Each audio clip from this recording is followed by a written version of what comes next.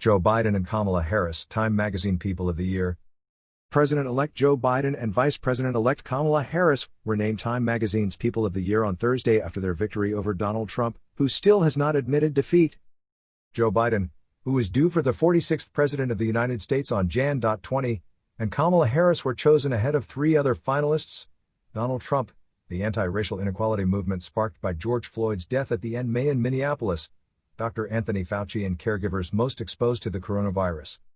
In 2019, the magazine chose Swedish climate activist Greta Thunberg, who, at 16, was the youngest recipient of this honor since 1927.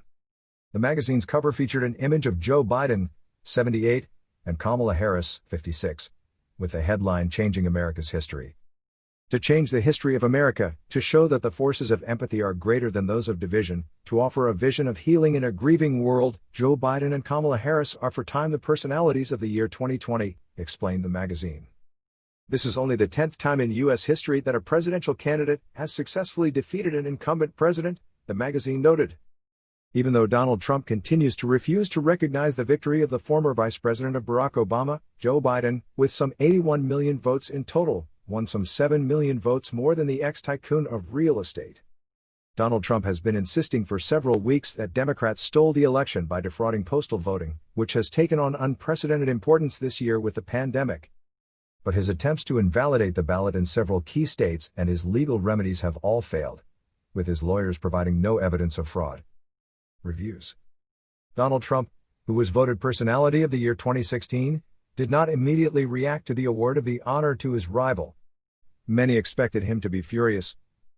In 2017, when the distinction was awarded to people who broke the silence on sexual assault, triggering the #MeToo movement, he said in a tweet that he had not been selected because he had declined a request for interview and photos from the magazine, what Time had denied.